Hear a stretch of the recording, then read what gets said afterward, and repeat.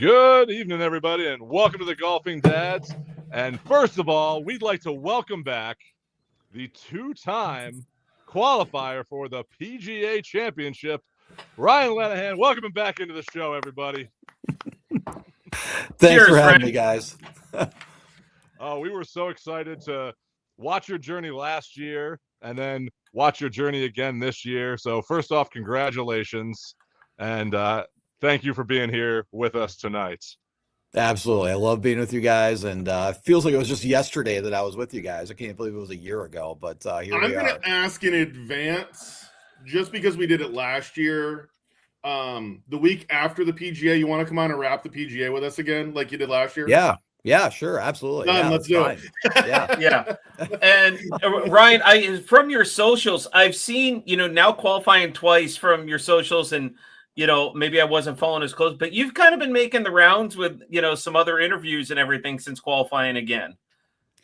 Yeah, it's been a whirlwind. Last year, I had some requests and everything. This year, it's been crazy. My phone has been blowing up. It's hard to honestly even find time to be honest with you. I had like 3 or 4 more requests today after I just got done teaching about an hour and a half ago. And yeah, I had 3 or 4 more requests to have before I leave, which I leave on Saturday. And it's a good problem to have. It's a whirlwind, but at the same time, I've set my schedule to say like, okay, I got to take my mornings to kind of practice, afternoons and the evenings I'm teaching, and all my mornings are actually being taken up by like all these interviews. So I'm like, I gotta figure out a way to hitting a bunch of 3-irons, because I feel like that's all I'll be hitting next week at Aronimik as my second shot. Yeah.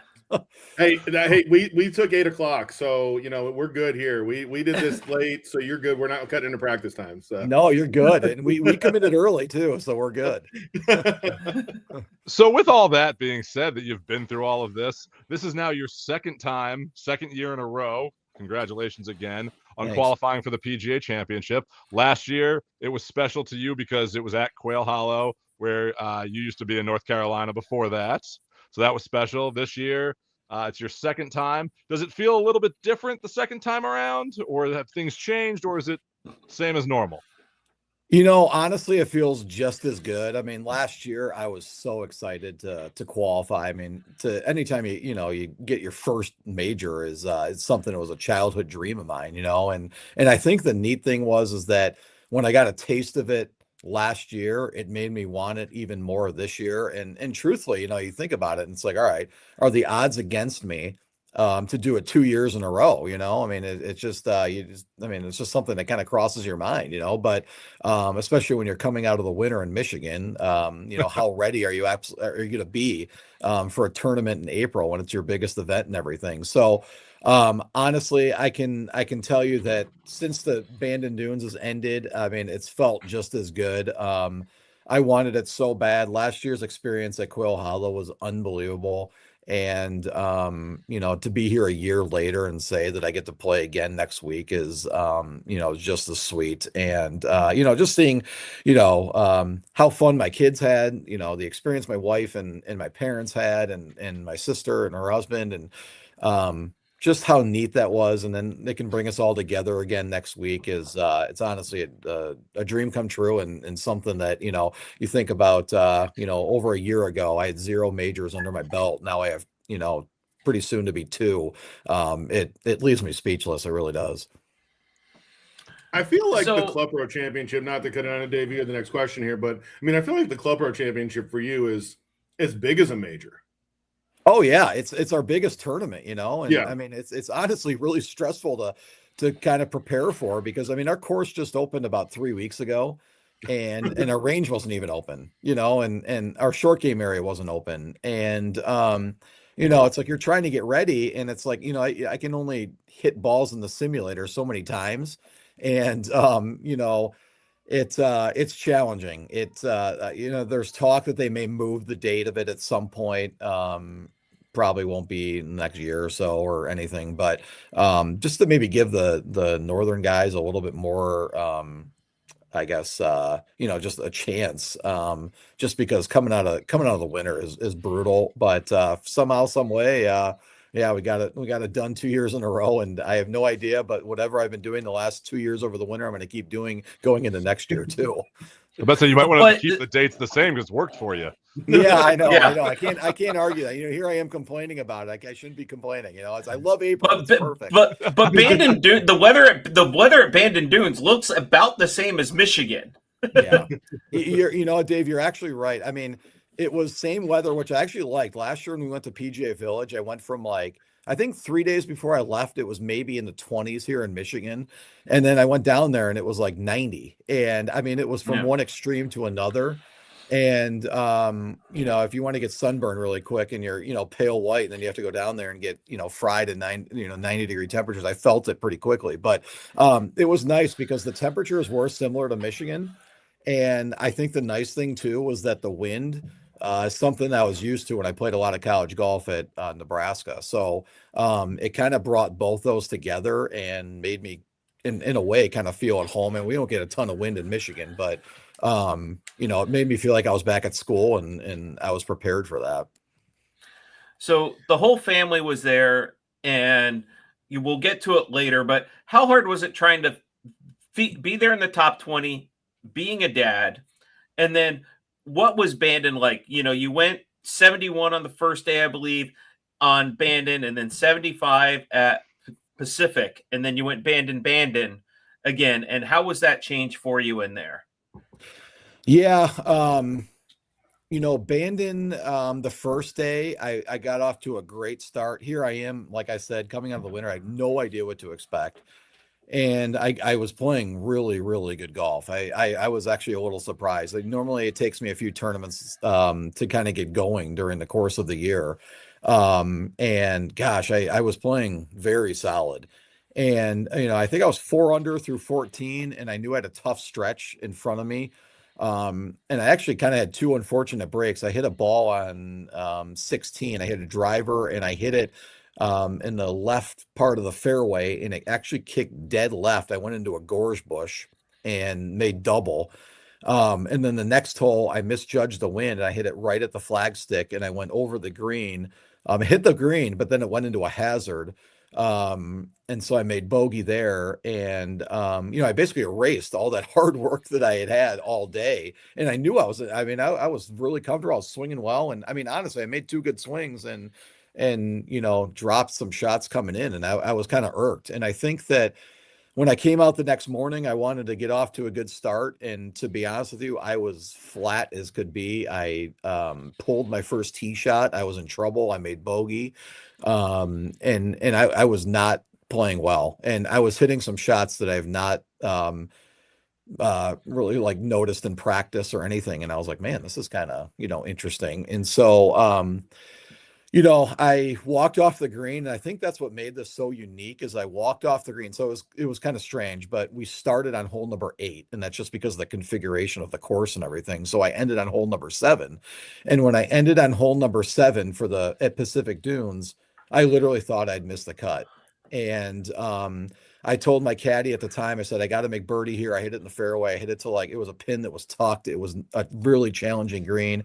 And I hit it to 20 feet, which was probably the closest I could have gotten it to.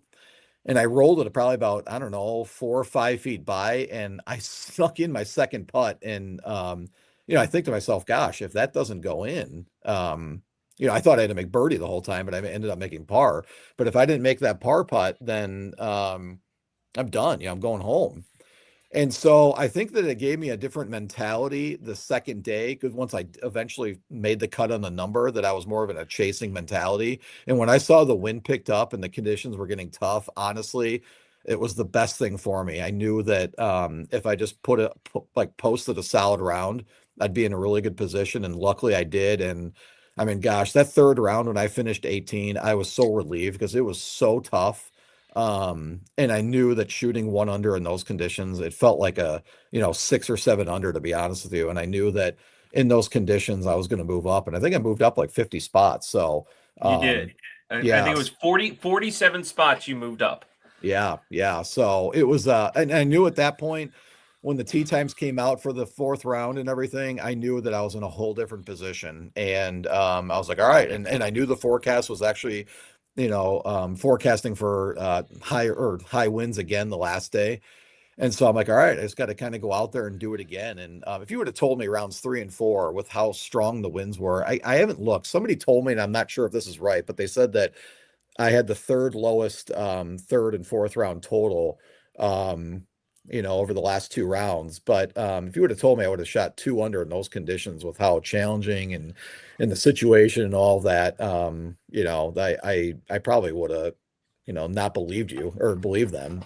So I think obviously, if you go back and watch the broadcast, if you haven't already, I believe they talk about that on the broadcast when they're showing you on 18. Oh, okay, yeah. I haven't gotten that far yet. Actually, I forgot to record. I remember on the course, I was on like 15. I'm like, oh my! I saw a camera and I'm like, oh my gosh, I forgot to DVR it. And so after we got done, we have to do this stuff for the PGA that takes about 2.5 hours. And I met my parents and my wife. They were in a restaurant at Bandon, and I saw the coverage. I'm like, oh, this is perfect. It was a replay, so I'm like, I'm gonna record it. And I literally recorded it. And when I got home, I'm not kidding, it was me taking the ball out of the hole. I missed the whole putt, and it was me taking the ball out of the hole and walking away. And I'm like, oh my gosh. I was like, what are the chances of that? So it was pretty funny, but yeah, I'll have to check it out at some point in the coverage. Yeah.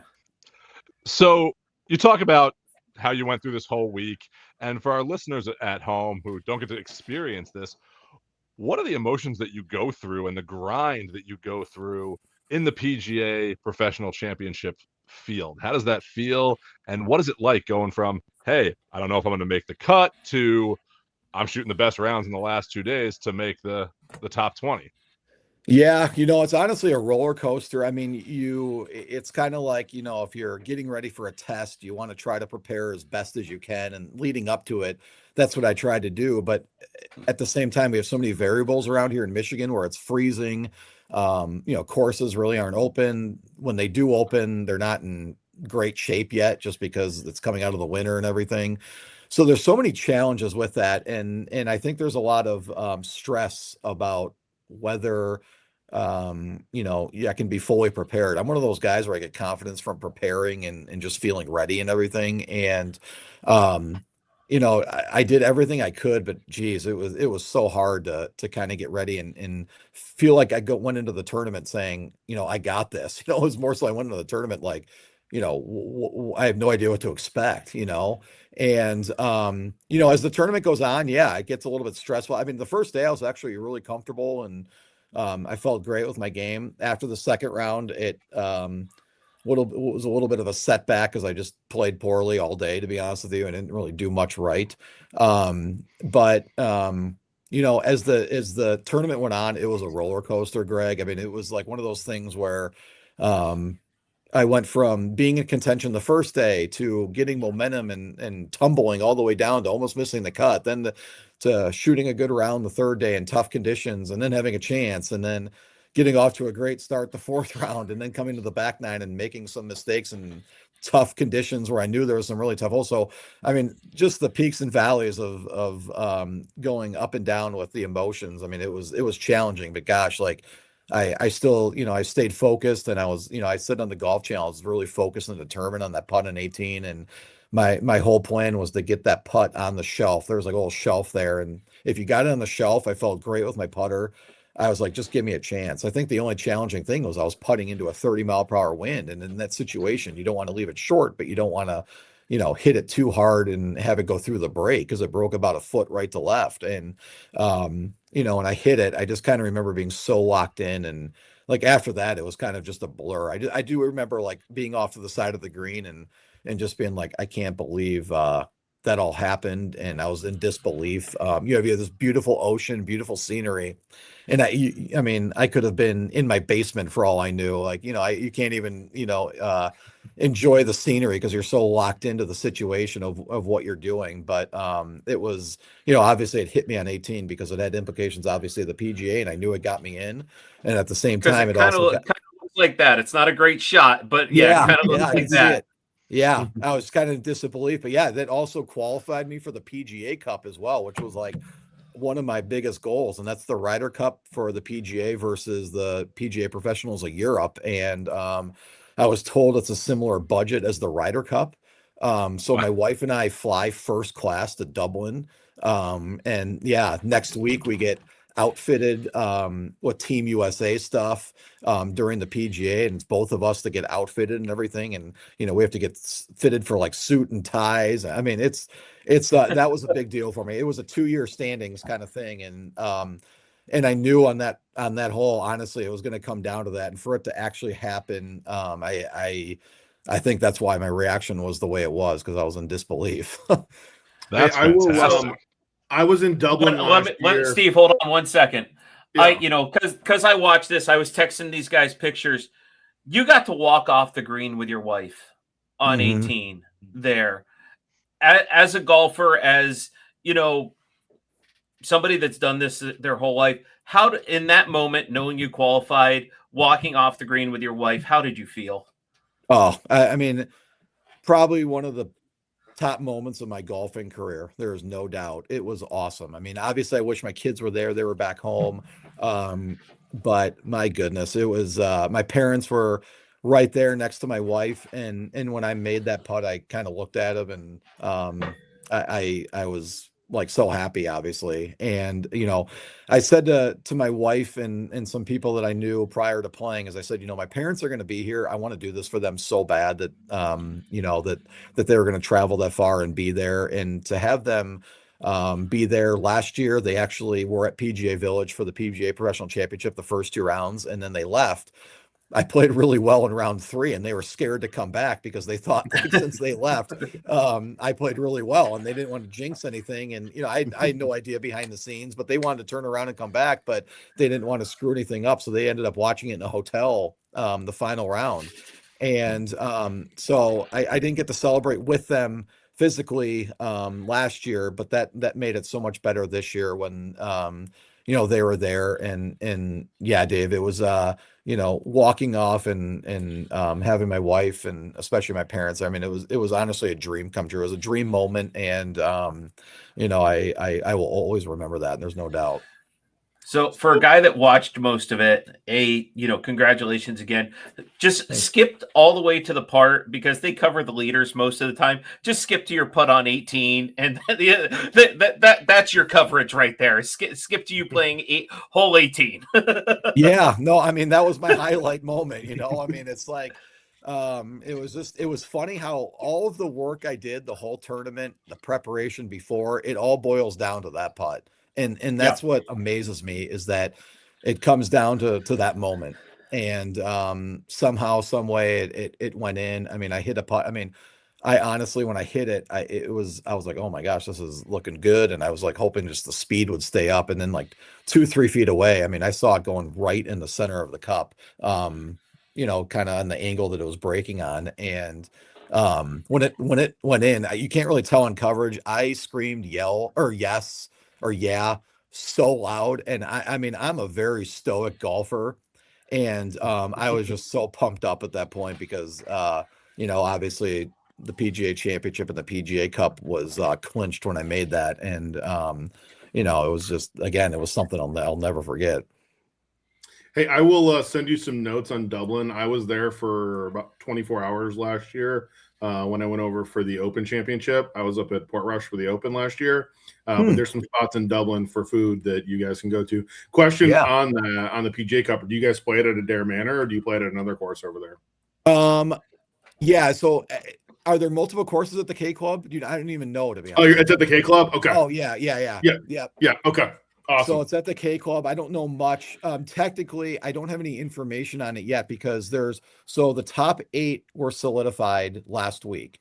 And then the number 9 and 10 won't be solidified until after the PGA Championship. So I'm locked, but technically 9 and 10 could jockey or move around in position and everything. So once that's finalized, then I'll get all the information and everything. But awesome. Yeah, I can't wait. I mean, they, I saw that you get like Team USA staff bags, and actually it's kind of a cool thing too, as our captain is the old past president of the PGA of America, John Linder, and he's a Michigan guy. My wife and I got married at a club here called Lansing Country Club. and he was the director of golf at Lansing Country Club, and then he became the president of the PGA of America, and he's the captain. So it honestly made it that much more special, just because here's a Michigan guy as the captain, and I've known him prior to becoming a PGA member and everything, and so it's kind of cool to kind of have that come full circle. That's awesome. That's awesome. So let's go back to prep for 2 weeks from now. You're in the field. You're back in Michigan. What's prep look like?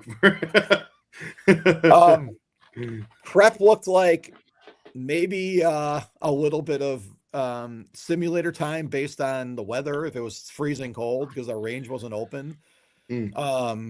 I'm trying to think. I tried so hard to work on short game stuff, because I mean, I this winter, I mean, I didn't hammer away by any means, but I'd hit on the simulator, but you basically abandon your short game and putting just because we didn't really have that option, So I tried to really focus on short game and putting once kind of things opened.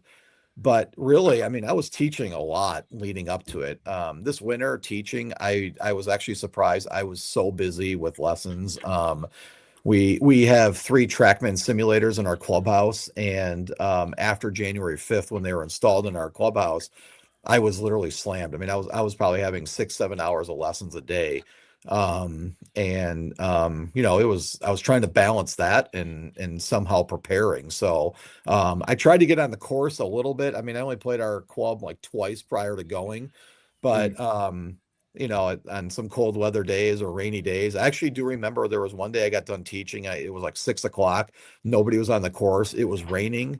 It was probably 40 degrees. And I'm like, you know what? It's going to be raining at Bandon. It's not going to be warm. And I forced myself to go out there. And I came home and my wife looked at me and she was like, what on earth were you doing? Because I didn't have rain gear on or anything. And actually, I came home and we were in a tornado warning right after we got home, or right after I got home. And I was soaked, and I told her, I said, I got to do whatever I can to try to get ready. But it's like those kind of moments that I remember, that you make that sacrifice to help you have a putt on the last hole to get in. So now that you're preparing for Pennsylvania and going to the other coast, kind of now, the other side of the country, and Dave and I both lived in Pennsylvania for parts of our lives at different times. So what's your prep for the PGA Championship now? Are you focusing on course prep and looking at the course and what you're doing, or are you focusing on working on your strengths and just strengthening your overall game? Yeah, I'm kind of just working on my game. Honestly, I don't know much about the course at all. I watched like a flyover on YouTube that I think Golf Digest did that looked pretty good, but it's kind of hard to gauge everything. You get an idea of the layout and everything. But truthfully, apparently there's new tee boxes that were built, so I'm not sure what the yardage is, and it differs from, what's posted online and everything, but it's kind of just concentrating on my game. After last year at Quail, I can tell you that all I've been hitting is 3 and 4 irons since I've been home, because that's pretty much all I'll be hitting probably at Aronimink is my second shot into par 4s. I learned quickly last year that there were so many long irons. I mean, I joked with somebody when I got home and I said I had to regroove my 3 iron after I got home, just because that's all I hit the whole week that I was at Quail. But I'm just preparing for a lot of long irons. With a lot of long irons into greens, I'm trying to make sure my short game is sharp, because I know I'm not going to hit a ton of greens when you're, hitting 3 irons all day into par 4s. And obviously working on a lot of putting too. So I'm doing a little bit of everything, with really no knowledge of the course. We do have the opportunity. Like, I could have flown out this week and played the course. It's actually been closed since October. And but we would have access to go play there if we wanted to, but I just don't have time to do that, just because it was such a quick turnaround from getting back from Bandon last week. And so it was one of those things where I'd love to go play. I just don't have time, but I'm actually going to get there on Saturday, play Saturday afternoon, and kind of get going and go from there. So I have a question. Private jet to go back and forth every day like he did for Augusta. That would be nice. That wouldn't be, after I got the house rental prices from being last minute qualifying, it probably would have been better off if I commuted from Detroit, to be honest with you. So, but I mean, have you set up your babysitter for the week? I mean, this famous picture from last year. Yeah, so cool. Do you think he's going to be there again?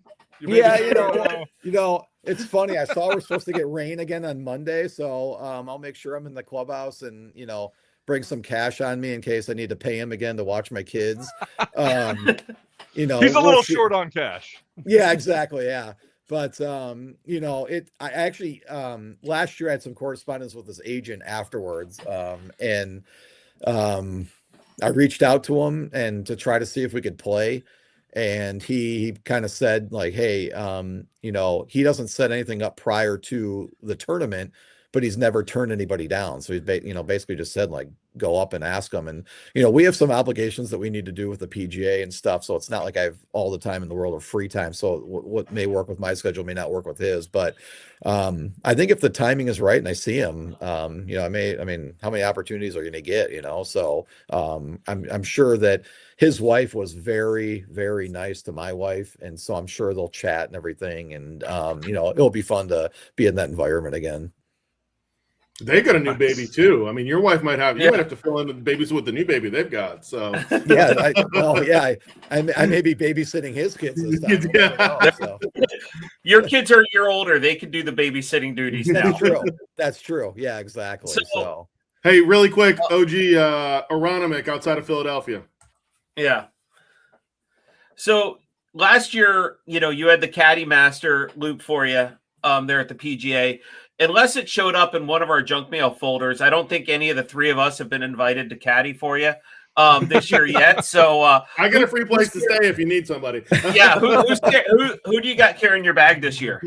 Well, all right. Well, we got a little story here to tell you then, I guess. When I went out to Bandon, how do I put this politely? I had a caddy, and things really weren't clicking, to say the least. Got some bad numbers. We got some green reading that was we weren't not on the same page. I saw it one way, he saw it another, and it was not good. And I felt like there was times where I had to tell him where to stand because we were kind of in the way of other players, and the other players had mentioned something to me. And so when it all of a sudden became, we talk about babysitting, but when we kind of came a point where I had to tell him like, hey, we got to stand here and we got to do this and we got to do that. After the second round, and I realized I made a cut, I had to make a change, and I felt bad. But there was no way I could continue doing that because there was a lot of I hit a shot one day at Pacific Dunes where I laid up in a par 5. I hit it in the middle right part of the fairway, and after I hit the shot, he told me, "Oh, you're dead there. You got to hit this left." And I said to him, I said, you got to tell me that prior to hitting, not after the shot. I mean, that's what that's caddying 101. Yeah, like this course way more than I do it. I'd only played it one time, and so there was just a lot of situations like that. And when your playing partners kind of have to say something to you, I just knew it was probably best to go another direction. So that led me to a little bit more of a feel-good story that I played a practice round on Wednesday at a course with a guy that I didn't know. And his caddy was great. And that player ended up missing the cut. And I emailed the caddy master at Bandon Dunes, and I said, all I know is that this person's first name is Jeff, and he caddied for so-and-so. I said, I don't know his last name, but is there any way you can get me in contact with him to see if he could caddy for me in rounds 3 and 4?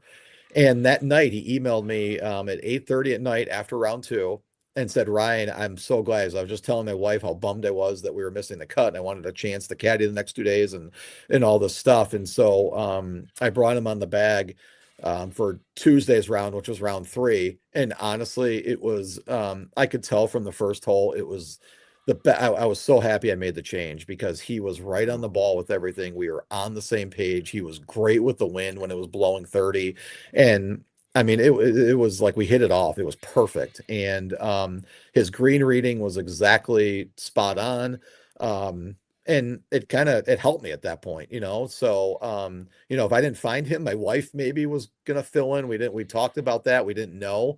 But I really wanted some help with judging the wind and reading the greens and everything. And so thank goodness Jeff panned out, and actually it was so good. I'm bringing him back on board for Aronimik, because Nice. I was so Nice. impressed. And I've had professional caddies before for guys that have caddied for Paul Casey and VJ Singh, and that person now caddies for Seung Kim on the LPGA, who at one point was ranked number 1, and he was unbelievable. And Jeff, who caddied for me at Bandon, he approached things exactly the same, and they were very, very good at what they do. And when I go play, I mean, that stuff's so helpful, because you're a little bit more committed to the shot, you have the reassurance, and it just makes it easier. What you went through this last year, and as you get ready, what's the biggest challenge balancing day job now and your members in the course with getting ready to play at Aronimik? It's honestly, the behind the scenes stuff is crazy. I mean, I don't want to make it sound like I'm complaining, because it's such a good problem to have, and obviously an amazing opportunity. I'm so grateful for it. But oh my gosh, it's like, it's nonstop stuff going on. And yesterday I had an interview. A little bit before the interview, it was Monday, obviously. So our club was closed, and I wasn't teaching then. And I probably putted and chipped for almost 4 hours, I'd say. And I was 80 to 90% on my phone, trying to arrange one thing or another, trying to figure out, one of the things that's so hard is that the expense of the week is incredible. It's probably going to be maybe $25,000 at least to be there, which is crazy. And one of the things I decided to do was kind of take it more of like a corporate approach to try to get clothing logo to try to defray some of those costs. So I've been spending a few days trying to do that. And then once I solidified that, I had to quickly turn around to my sponsor, FootJoy, who I have a contract with, and Ping as well, and see if I could get things embroidered on shirts, get things embroidered on my golf bag, and everything. But even like this morning before I taught, it was raining, it was cold, it was probably in the 40s, and I was practicing, and I was spending a lot more time on my phone trying to arrange interview requests and stuff. I mean, I have a lot of requests coming up the next few days, and I've done a few in the past few days and everything, but it's kind of never ending. And it comes with part of the process, and I understand that. It's just that, it's funny because I reserved my mornings to practice, and it's like, oh my gosh, I feel like I didn't get much out of that, just simply because of the demands of trying to figure everything out. And then tomorrow we get emailed the tickets. So then, that will take some time to distribute all those to the people that want tickets. So I'm in charge of that. So it's been a tough balance. On Friday, I have 2 or 3 interview requests, and I have 7 hours of teaching. And I'm thinking to myself, like, how in the world am I going to get practice in? So I haven't even really looked that far, but I gotta either practice late in the day into the evening, or I got to get up really early and practice when it's freezing out, because I don't think it's going to be very warm. But that's just kind of the boat I'm in right now. They We would have been happy if you were just on the range. You can let yourself in and out. I mean, you go to the TrackMan. You have the keys to the clubhouse, the alarm code. I do have a key. To be honest with you, I'm so sick of hitting into a simulator or hitting off turf. I just want to be like, you know what? I want to feel grass again. But it may. I honestly, if I run out of time, it's a better option than doing nothing. Yeah. Yeah, we would have been happy if you were on the range with earbuds in, just getting into work while we were talking tonight. We would have. Luckily it's getting pretty dark right now, so you guys caught it was perfect timing and everything. And so you guys are good at your 8 o'clock slot. There's no doubt. You talk about you're hitting the range and everything, and I remember last year you mentioning that you had to go and spend some time in the truck while Scotty is with your kids getting your clubs readjusted. Do you kind of feel that same way again after having so much, time on the simulator? Do you think your clubs are going to be off again? Yeah. I actually reached out to the tour rep this morning. I texted him, and, when you hit off a mat a lot, it changes your lie angle of your clubs. And I remember last year I got the Quail Hollow, and the lie angle of my sand wedge was off by 3 degrees. That's substantial. And I kept hitting shots on the course and I kept shoving it right. And I'm thinking, especially as a golf instructor, I'm thinking, okay, it's like my swing and, whatever. And I went in the van and he's like, yeah, this lie angle's 3 degrees off. So absolutely, I'm going to get all my lie angles checked. It's it's the best opportunity to make sure it's everything's good to go. And, I can't really do much of that this time of year because I'm so busy in the summers and everything. So it's a perfect chance to get all of that set. I actually had a driver. It was on late March that I was doing a fitting with the Ping rep in Michigan, and it was actually snowing during the fitting. I want to say it was like maybe March, like 20th around there. And I cracked my driver during the fitting. So, obviously that wasn't ideal, but I knew that Bandon was a month later. And 2 weeks before I left for Bandon, the Ping rep had mentioned to me, he said, this club head isn't going to ship out until April 22nd. And I was leaving for Bandon on April 21st. And I'm like, like what on earth am I going to do here? So I texted the tour rep. This was the week of the Masters on a Tuesday. It was Tuesday afternoon. He asked me, he goes, what's the order number? And by Thursday morning at like 9 a.m, the driver head was at our club. And so he really bailed me out. So, the nice thing is like by going back to the PGA now, I can maybe test a couple different heads because maybe the loft was maybe a little off, not to his fault or anything, but the lofts in every clubs are, even though it says 9, it's not necessarily a 9-degree head.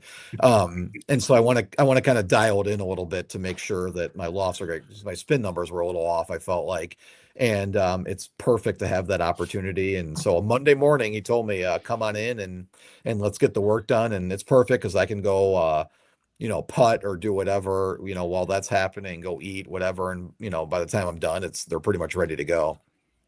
Nice. There's no such thing as a silver Sharpie on the PGA Tour with a number on it that's actually the true loft, right? That's right. Yeah, exactly. Well, yeah, we've all seen those. So.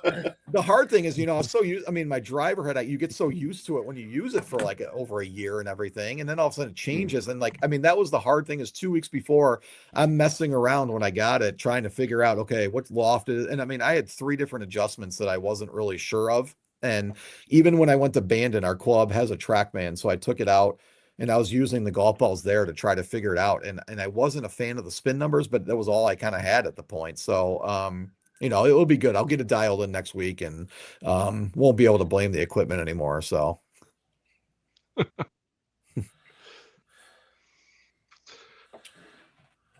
So are there any cool, you were talking about partnerships that you have there. Are there any cool partnerships or changes other than just the clubs and the different driver heads that you're going with that you got coming up? Yeah. I have a member at Walnut Creek who I was giving a lesson to him and his daughter on Saturday. And honestly, I just mentioned to him in passing, he's like, do you have anything where to stay? And I told him, I said, I'm haven't done that yet because it's so, the average price of a home was probably 35,000 when I looked on the list that the PGA gave us. And they were so expensive. So I said, I haven't pulled the trigger on anything. So I told him, I said, I'm trying to go with the corporate, logos on my shirt and everything. And he goes, I'm in, like, didn't even hesitate. And so it's pretty cool because his company was in, and then another company called Game Above. They actually sponsor the bowl game in Detroit the day after Christmas. Usually it's a Big Ten and I think MAC school team that plays in it. But I have they picked them up on board, which I'm excited about. And then I have a friend of mine that works in a lot of he works at like a machine shop, and he does a lot of work. And so one of his partners, who is a member at Oakland Hills, which is obviously a well-known course in Michigan and everything, he's the owner of the company, and he was in. And then actually a student of mine that I had a couple years ago that I actually haven't seen in a while. She was a high school girl, and I think she graduated, so I think she doesn't really play much anymore. Her dad is the CEO of a company, and he specializes in like frozen foods and things like that. So they're coming on board, and so it's pretty cool. I mean, that support is helping with these costs. I mean, it's crazy, and without them, or with them, it makes this week a little bit easier, just simply because they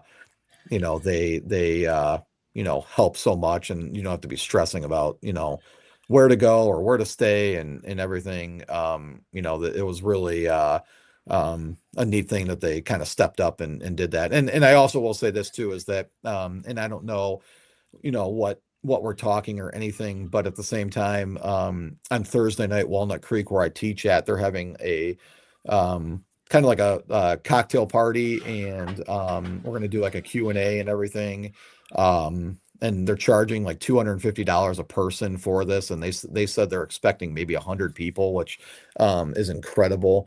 So the support from, the companies and the club that I teach at, I mean, it's unbelievable. And it's safe to say I'm surrounded by some great people that, are really, really helpful. And, I wouldn't be able to do this without them. That's fantastic, because these things are not cheap, and yeah, it's great when you have that community behind you that can help you with that. So thank you to everyone. We're behind you, but in spirit only. No worries. You'll be listed on the favorites list, okay? Definitely that. Yeah. You'll be at the top of the favorites list anyway. So perfect. I appreciate it. Thank you. Yeah, thanks. Yeah. So that courtesy car, at least you get a courtesy car, right? I mean, thanks PGA for that. Yeah. It's funny you said that, because last week when I finished, as I mentioned earlier, we had to do like 2.5, 3 hours of stuff for the PGA. So I was going to take the red eye out of Portland, and I wasn't able to make it anymore. I had a 4-hour drive from Bandon, and I left Bandon at like 9 p.m. So I had to book a flight out of Eugene, Oregon, and go to Seattle, and then Seattle to Detroit. And when I changed my rental car location, that was a $1,500 charge in addition to the rental fee that I had, just to go to a different airport. And they had mentioned, they said, talk to somebody at the airport, see what you can do. And number one, you can never call somebody and get somebody directly at the airport. You always have to go through like the 800 line, whatever. But I got to the airport at like 3:30 in the morning. Clearly nobody was there. I wasn't gonna be able to talk to anybody. My flight was at like I think 6 or something like that. And so I wasn't able to talk to anybody. But you're exactly right, Steve. I mean, the fact that you have a courtesy car. I joked about it at the Michigan Golf Show in March this year. We did a Q&A, and somebody asked me, and I said, what was really funny is I said, I thought it was like a rental car. I thought you had to like bring it back full. And I asked the lady at the PGA, I said, like, do you bring this thing back full, or like, what's the process? She's like, no, I'll just leave like 20 miles of gas left on there, and you're all set, and just drop it off at the airport. I'm like, you're kidding. Yeah. And I'm like, this is awesome, But I mean, when I got my car last year, it had 7 miles on it, and it was like a brand new Lexus SUV. I mean, that's one of the coolest perks about it. There's no doubt. Hey, do me a favor. Just don't follow your babysitter's routine with courtesy. Okay? Or Tiger's routine. Let's just don't follow it. Tiger's routine. Yeah, we're gonna stay. I'm gonna make sure both hands are on the wheel at the entrance. So yeah. So I have to ask this question. I'm born and raised in Pennsylvania, and I have a preference. Are we going to put an over-under on cheesesteaks for you? And do you know how to order a proper cheesesteak? No, I'm glad that you're here to educate me on that. But here's the thing: is I know that at Aronimink, I mean, they have all the meals except for dinner, but I'm sure that's probably going to be one of them that they offer. There's a lot of different options and everything. You got to think it's going to be one of the options. And I remember I used to play a tournament in Pittsburgh, and every year they would have cheesesteaks for lunch. I mean, it was literally the best. Like, it's not really a thing that I eat much of. And when I went out there, I mean, it like blew me out of the water how good it was. But fill me in on what the proper way to have a cheesesteak is. Greg, what's your cheesesteak order? Oh, I'm going steak with some peppers and provolone. I don't do the whiz. I'm not about the cheese whiz. Not about that. Mine is provolone, steak and peppers. Yeah. Mine is whiz, and it's WIT and then WHIZ. So that's with onions and then cheese whiz. Ah, okay. All right. Well, we're gonna. I'm not on the cheese whiz I'm with Dave, them. but I had mushrooms to mine too. So No, I love mushrooms, but a cheesesteak is either with onions, without onions, pepper. I provolone, like peppers anyway. American, or whiz. If they have that around them, I'm going to take a picture and I'm going to get your approval the following week to make sure that you guys okay that. So, hey, right, it's you. You're there. You're qualified. You eat whatever you want. well, I appreciate, if you're in Philly, you gotta do it. So, and Yeah. again, when I was in Pittsburgh for that event, I was amazed at how good they were.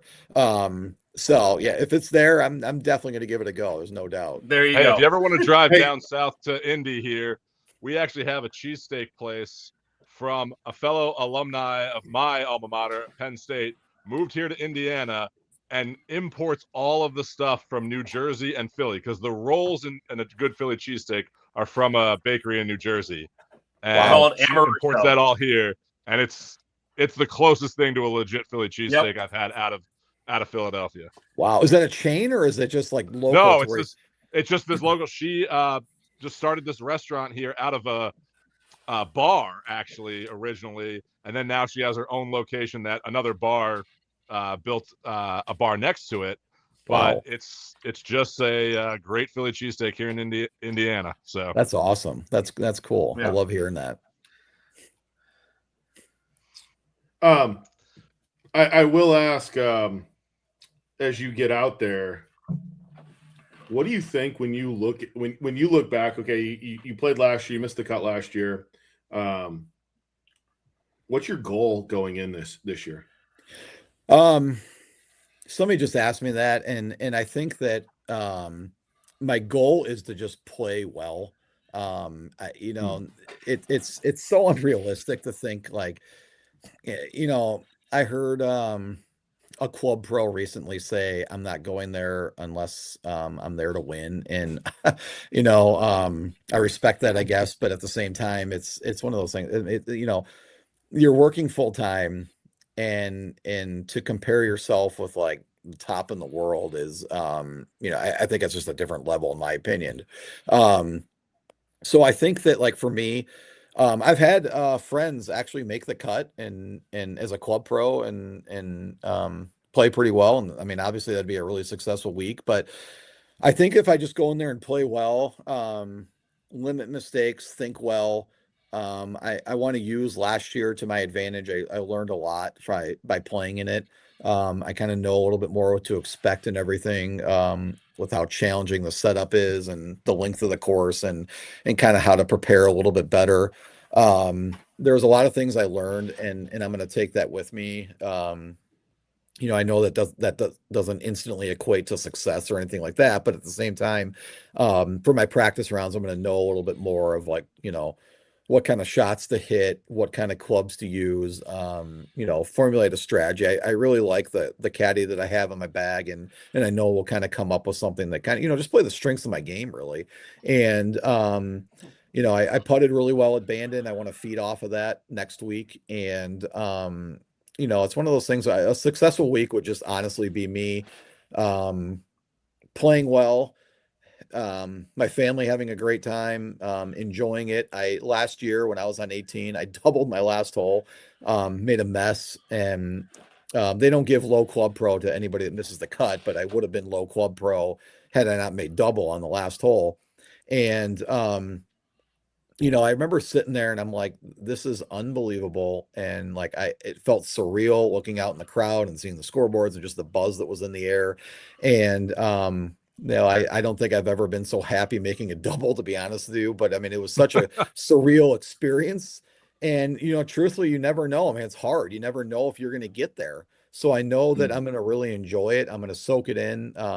I think that's part of the reason why a lot of my emotions kind of came out last week at Bandon was just simply because, I'm 41 years old. I don't know how long my window's open. I know I'm playing some decent golf, but at the same time, you just never know. And, you never know how many chances you're going to get. And here I am a year later saying, oh my gosh, I get to do this again. And, I'm going to go into it and just, a successful week, 100% would just be to play well and kind of let the results take care of itself. So I want to follow up on something you just said. And you talked about, being there. For those of us out there that will never be there, what is it like, whether it's the first hole on Thursday morning with 25,000 people around in the area or the last hole on Friday afternoon late? What is that experience like for someone who's never been, quote unquote, inside the ropes at that point, having hit a golf ball?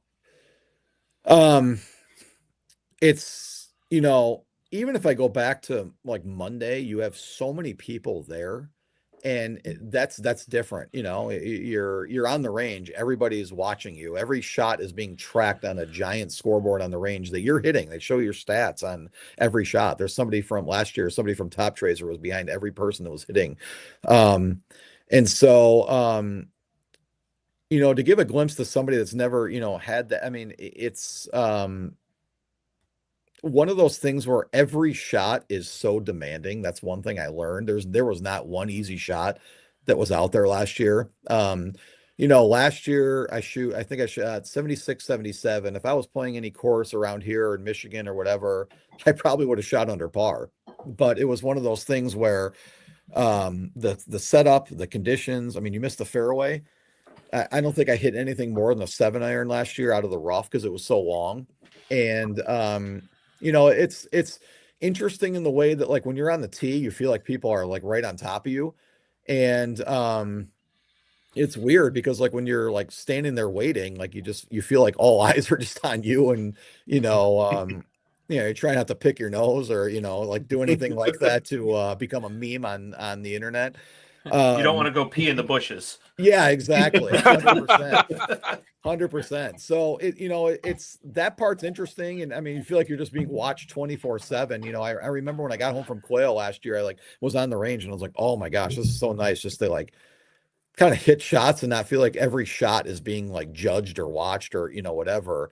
But at the same time, it's really fun. I mean, I don't think I've ever played, around like just getting to know the course that was so fun when you have so many people around, and it was fun, like, with my family being able to watch me on the practice rounds. And it's laid back. People come up to you and will have you sign stuff or ask you questions or take a picture, whatever. I mean, it's kind of a fun atmosphere. But when the tournament comes, it's Thursday morning, Steve, or last year it was Thursday afternoon for me. I mean, that first tee shot I wanted to get that thing out of the way, and luckily I did. And but afterwards, it's every shot is a test, and there was nothing easy. Even if I had a sand wedge, it was so hard to, hit it on the right shelf, control the spin, put you in the right spot. I mean, like, it made you think, and that's what a major is. It's all about. I mean, you can't just get away with it and bomb it and get away with stuff. I mean, you gotta think your way around, position yourself, and every shot was honestly difficult. So you talked about your learnings from Quail Hollow last year, and now you're going into this year. What's the one main thing that you learned from the PGA Championship last year that's maybe you're gonna do differently this year, or it's gonna help you out this year? Like, you're gonna approach it differently. I'm going to work a lot more on my long game prior to next Thursday. There's no doubt about that. I mean, I knew Charlotte was going to be long. I did not realize it was going to be as long as it was. I practice a lot with a lot of shorter irons and things like that, but I kind of have to shift my focus to hit a lot of longer clubs. I mean, I don't play many courses that are, somebody said it was going to be 77 or 7,800 yards or something. I mean, there's not many courses, at least around here, that you can play at that yardage. So I think the one thing I can take back take away from is that it's going to be a lot of long irons. And as I mentioned earlier, when you're hitting all those long irons, you got to have a sharp short game, because you're not going to hit a ton of greens when you have like 240 into a par 4. Saving par is huge. And so it's going to be a lot of, kind of just thinking about all those clubs I hit last year and basically thinking to myself, it's going to be the same thing this year. And it just got to be sharper, and learn from last year and apply it this year. Well, the PGA site says it's a par 70 playing 7,400 yards. Is that what it's saying? Yeah. So that's what it's saying right now. I'm staying at So like that's- I talked to a member on Sunday. I'm staying at a house that's like on his property. And he said they made up like all these different tee boxes. Like he said, number 10 tee box is going to be number like 1 tee box, and it's like extending a lot further. And he's like, we can push it back to 7,800 yards. So I was like, I mean, if it's 7,400 yards, I mean, it's a lot better than last year at 77. And it was wet, but at the same time, it's still long. But I wish I knew a little bit more of the course, to be honest with you, because I'm going into a blind. Last year I played Quail Hollow once, but I honestly have no idea what to expect at Aronimink. But the good thing is I'll get there Saturday and nobody will be out there, and that'll be a great time to kind of really get used to the course and the conditions. You get in this year, you automatically qualify for the Club Pro Championship next year, right? And That's right. Yeah. I'm just gonna say it's in my backyard on a course. Dave, have you played there or no? I have not. Greg, you've been there, right? Which course is it playing?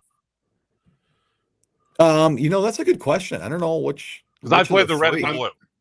I'm Okay. gonna I assume played the it's red red and and blue. I'm gonna assume it's red and blue because those two are the two best tests of golf. The red course They to are. me is honestly the red course to me rates as one of the best golf courses in the state of Florida at Streamsong.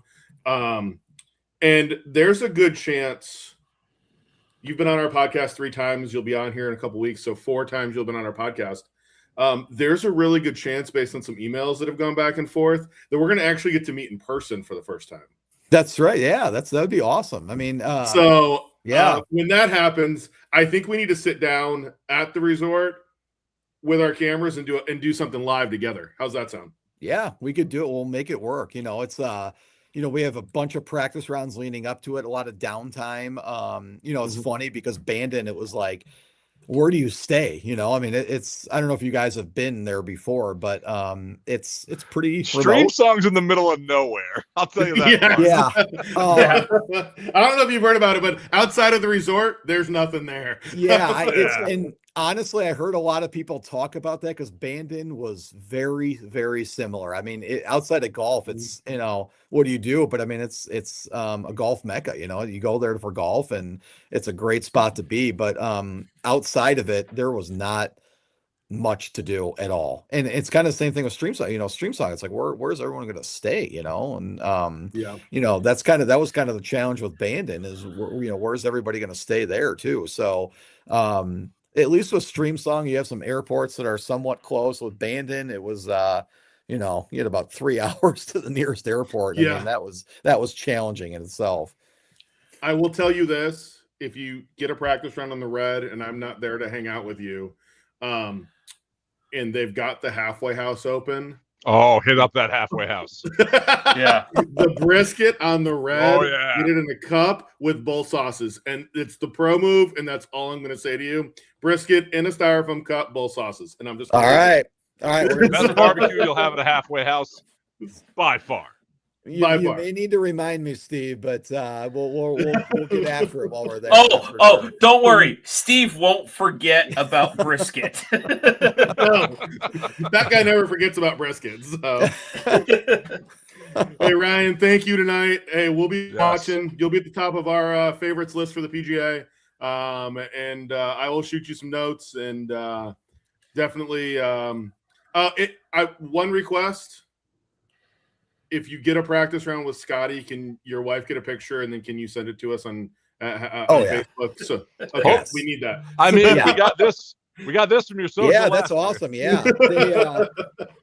I talked to somebody from the PGA this morning, and they're going to do a story again. I don't know exactly what they're going to do, but they're going to do a story, and we're probably going to maybe try to do it Sunday or Monday morning. So we'll see, but I'll keep you guys posted. And if there's a picture, I'll definitely send it to you guys. And if they do, I'll reach out to my contact at the PGA, because if they do, I want them to tag us in that, because we definitely want to share that. So okay, yeah, I think based on our conversation, though, I think you may be more excited about the Philly cheesesteak than you would be any pictures on the golf course. So listen, if you But that's play an with Scotty, important question. We need to know how you take your Philly cheesesteak.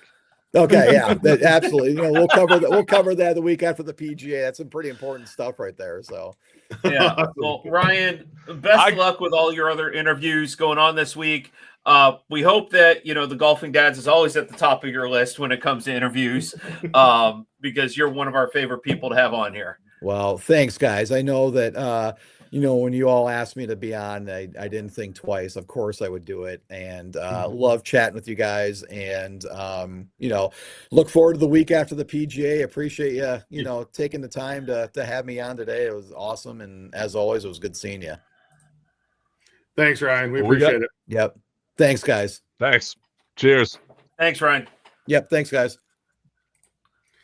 Man, wow. I mean, always good. Always. That's just always fun when you get to hear about someone who just has a passion for the game and his love of the game, and you see that, and he's just so excited to be there and be a part of this. And I'm actually just as excited, I think, for him to represent Team USA over in Dublin, because that's going to be amazing. And congratulations again, Ryan, on that accomplishment as well. All right. Moving on here, we have a big announcement to make here that we do. I was looking for something because we got to pay some bills too. I was looking to pay some bills here really quick. Also, while we were doing some bills. Let's pay some bills. We got to pay some bills before we do our big announcement.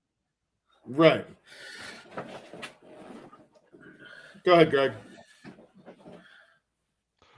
Are you looking? We were talking with Ryan about golf clubs and getting fit for the right golf clubs. So if you're in the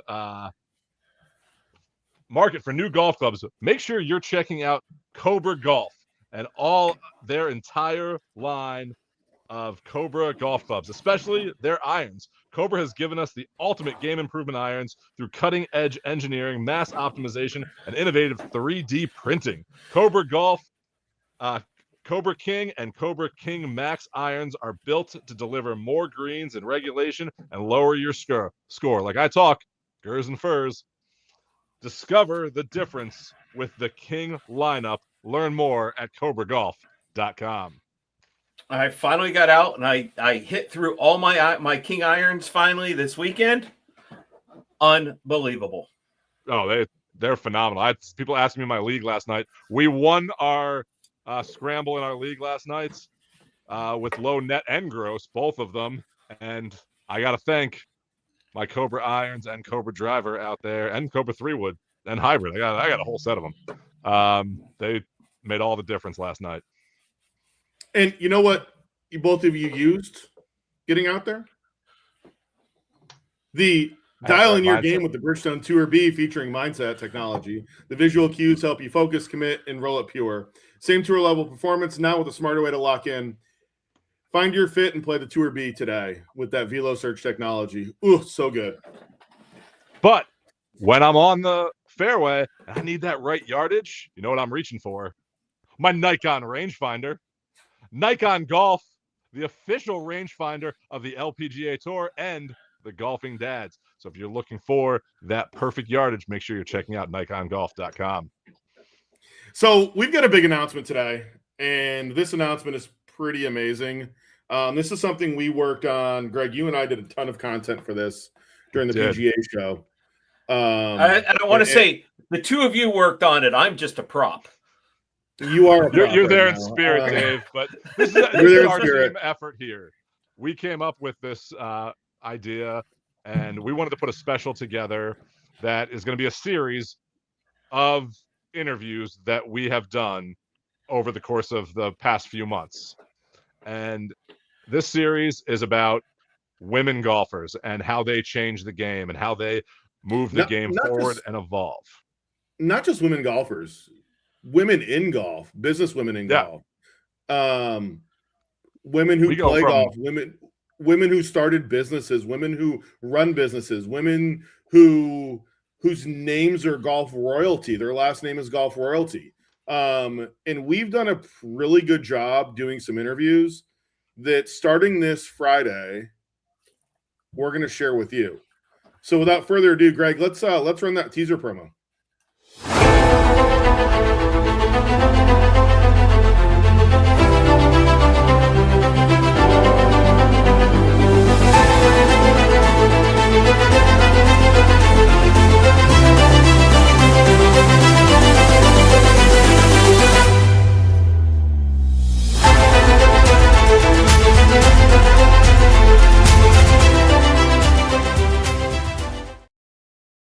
So that's just a few of the women that we will have on this series. There will be, so far, what do we have, 12 episodes that we will have? we have 10. 10 episodes that we'll have. Yep. And then we'll have more. This will keep going as we have more lineups that we need to interview still to this day that we're setting up and already have lined up. So starting Friday. Should we share who we're going to interview, who the interview is on Friday? You saw who the interview will be on Friday. You actually saw one of them. It was one of them. You saw the first one in there. You saw the one and only Blair O'Neill will be our guest this Friday. And we have in this series 2 contestants from the original Big Break series in this series. Two different contestants from the original. And not only that, I mean, for those of you that didn't recognize, the second woman that you saw was Jane Spicer. Jane is the CEO of Daphne's Head Covers. And founder, CEO of Daphne's Head Covers. She founded the company when she was 14. That interview is phenomenal. If you want to be inspired, that interview, a business, yeah. When that one comes out, that's a great one. If you want to be inspired about how to become a golfer, Blair is a great one. And we have many more to come in this series. So let's just go over really quick who else we're interviewing in that series. Well, okay. So we talked about one, Lori Acetis from French Lick, Indiana. She or Acetis from French Lick, Indiana. Another Big Break contestant that was on there. One of our favorite people that we've had on this show. Who gave me pointers towards my first hole-in-one there. She did. That is true. Yes. We're still trying to wrap our head around that. So that's just a few to go through on here. I don't think Stacey Solheim, golf royalty. Hunter Nugent. Great interview with Hunter. And Red Flag Golfer. Great people. And one of the people that you saw in that teaser, Heather from Swing Scribe. Yeah, phenomenal. Another CEO created her company. Yeah. So just because they're in golf or they play golf or have that seat in golf, we've tried to find a really good group of people to interview, and we've put a lot of work into this, and we're really excited about what's going to come out of it. So keep an eye out for that Friday, and then we'll have more to come after that. So there's going to be a lot that we've already done and have prepared, and you'll see them on all of our local platforms that you see the Golfing Dads on every single week. Hey, you know what? Right. You know what? Really quickly. Get your young golfer started right with Upswing Golf and their full lineup of kids clubs designed for proper fit, real performance, and serious fun. Upswing Golf, grow like a pro. Hey, my son can't put his clubs down. Yeah, Will got out there with his this weekend. I haven't had a chance to put up the pictures yet. Wife, dad, etc. But Will went through his whole gamut of clubs out at the range the other day just as well too.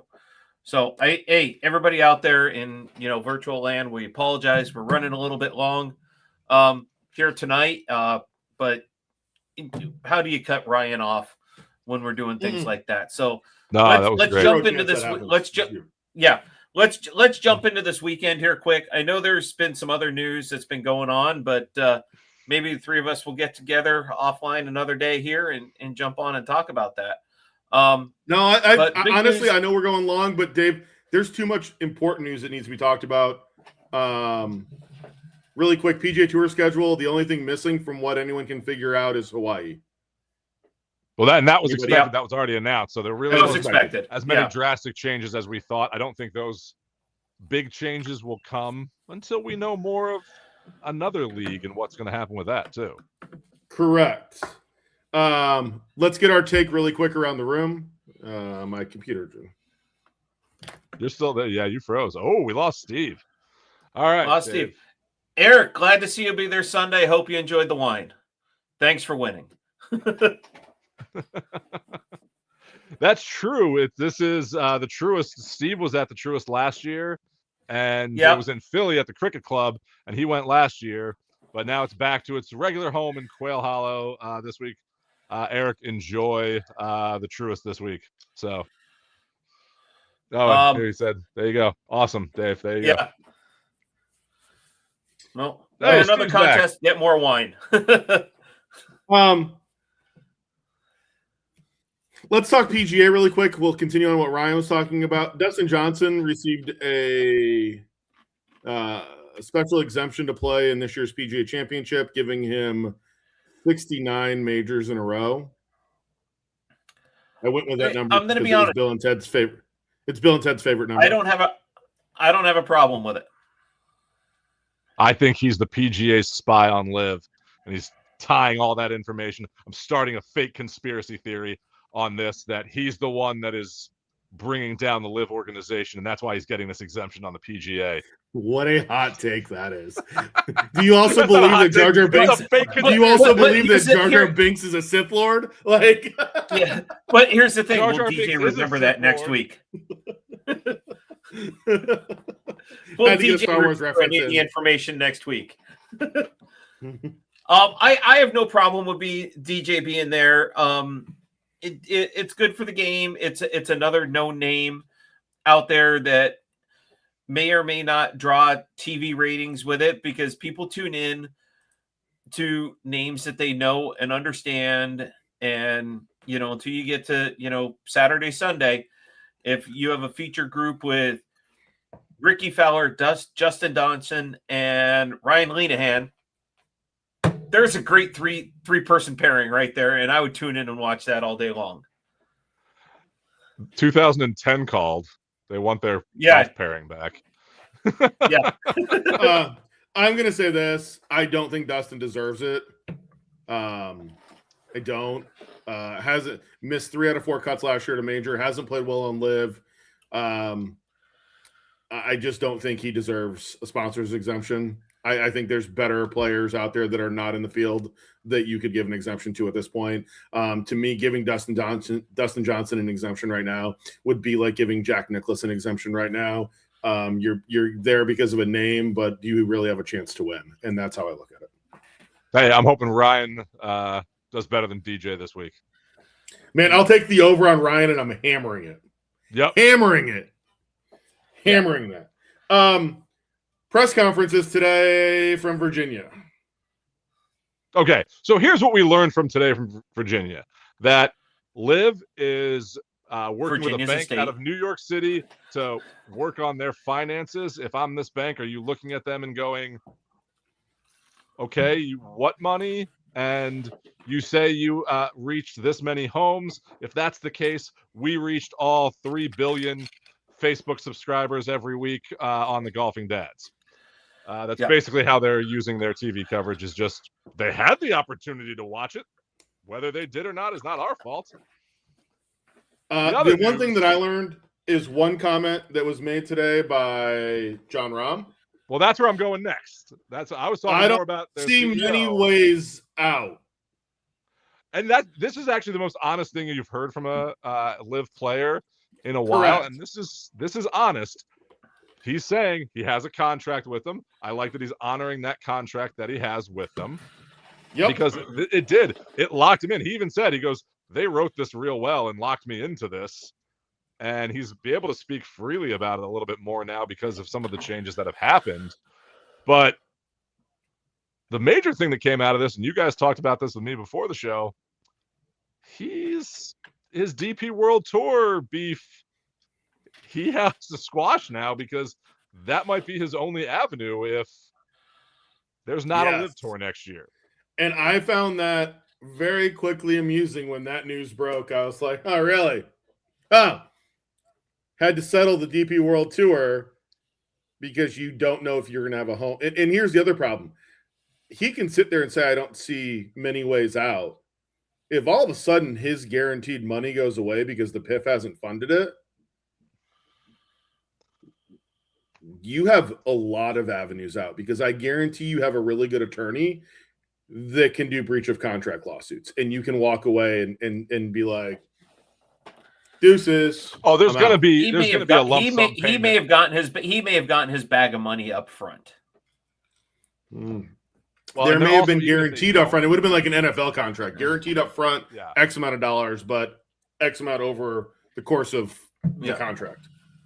I guarantee that if it's there that he was supposed to get so much money, they'll do a buyout of some sort if all this falls apart. And it depends on, is the contract from Liv? Is it from the PIF? Where is it coming from? There's a lot of questions that are up there, but that's between Jon Rahm, his attorney, and whoever he's trying to get this money from. But I like his honesty here. I like that he's saying this is what it is. This is what the reality is based on the decision that he made. And like we talked a while ago, decisions have consequences. And we talked about this when they were like, oh, we want world golf ranking points and we want this, but you chose to go over there for the money. So some things are going to happen. Do I see an avenue for Rahm to get back to the PGA Tour? Absolutely. Do I see it being right away? I don't know about that, but I think the ball is in the PGA Tour's court right now, and they have a lot of decisions to kind of think about and I think be proactive about if something was to happen and all of a sudden next year you have to make decisions on what to do with these players that don't have a home anymore. So speaking of which, there was an ESPN article that came out at about 6:20 or so my time tonight about Bryson saying he's going to go and do YouTube golf if everything falls apart. That's been successful for him. I don't blame him for that. Yeah.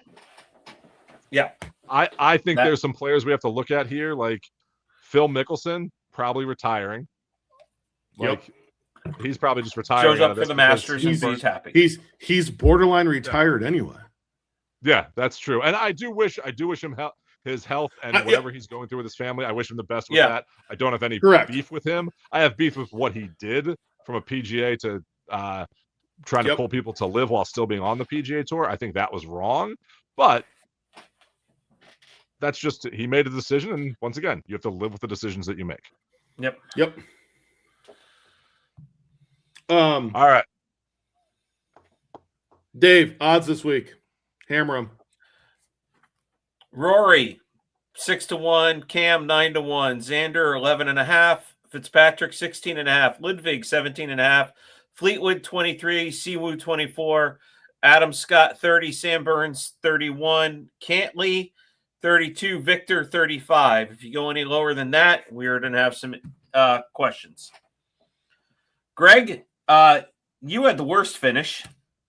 Yeah. With Morikawa. So you and I both picked up 0 points this week. Sweet. We did. Our standings, Greg, you have 28, and Steve and I are tied at 20. Okay. So, Greg. I mean, give me the Masters champ. Damn it. Saw that coming. I had that typed in my spot. I mean, come on. You got to give me the Masters champ here. He's had some weeks off. He's coming back. He knows this course. Give me the Masters champ. I'm going to go with Matty Fitz. Saw that coming too. That's a good pick as well. I'm going to go with the guy.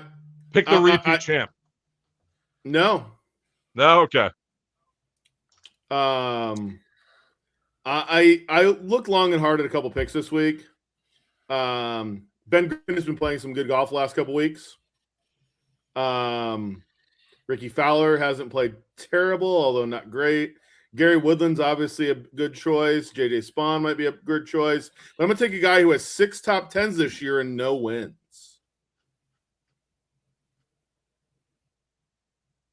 In Siwoo Kim. Oh, okay. I like that. Siwoo at 24-1. I'm going to take Siwoo this week. I like Siwoo. Hey, Eric. Not wrong. That's probably done too. We're hammering that home too. Yeah. All right. Well, with that said, thank you, Ryan, so much for being on the show this week. And in a few weeks after the PGA, we'll hear about how you did and all the great stories like we had last year from Quail Hollow. Eric, enjoy Quail Hollow this week at the Truist and cheer Rory on so I can get another win in this pick'em Eric, thing please don't. Please don't. Yeah. Yes. So, all right. Hey, and next week, I say we make 2 picks. We pick the winner for the PGA. Okay. And we have to pick a club pro, and whoever finished highest, you get 5-3-1, even if they miss the cut. So just the highest score. We pick the highest club pro. Yes. We get there. And how about we get a bonus if that club pro, this goes in the duck race too. If that club pro makes the cut, you get a bonus. All right, let's do it. Great. All right. More math for me. Cheers, everybody. Thanks, Ryan. Cheers, y'all. All right, guys. What a round today. Cheers. Cheers.